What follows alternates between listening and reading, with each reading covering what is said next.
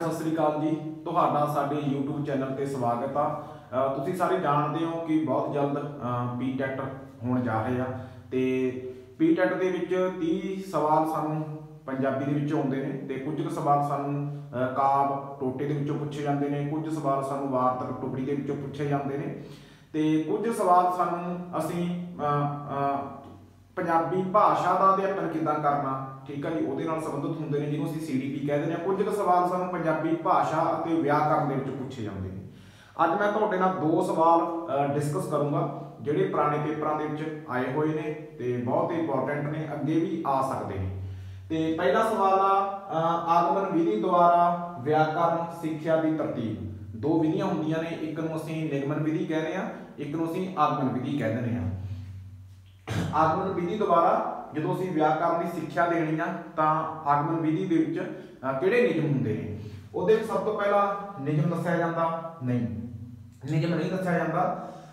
आगमन विधि दे विच सब तो पहला उदाहरण दित्ती जांदी आ, उदाहरण उस तो बाद नियम दस्सिया जांदा। पहला उदाहरण दित्ती जांदी आ फिर नियम दस्सिया जांदा तां उहनूं असीं आगमन विधि कहने आ।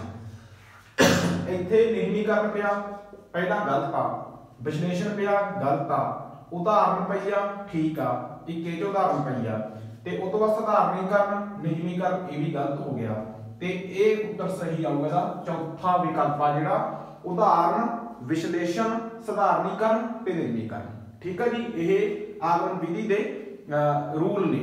ठीक है, आगमन विधि जदों असीं क्लास दे विच लागू करनी आ सब तो पहला असीं उहनां नूं उदाहरण दवांगे फिर नियम दस्सांगे।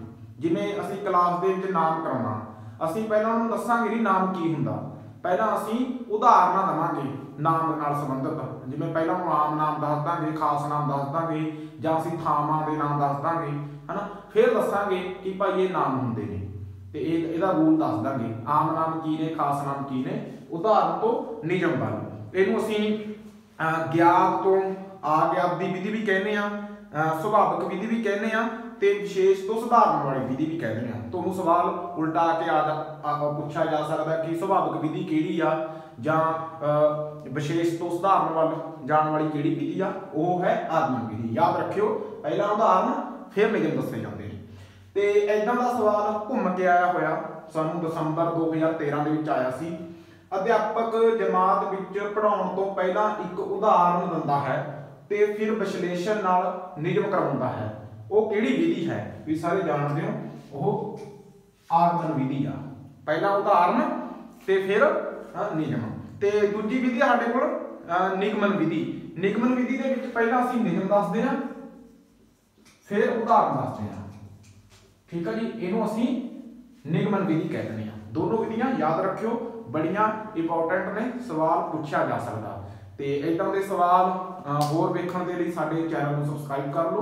असीं रोज़ एक ना एक वीडियो इदां दी अपलोड करांगे साडे चैनल ते। तुहाडा सारिआं दा बहुत बहुत धन्नवाद, शुक्रिया जी।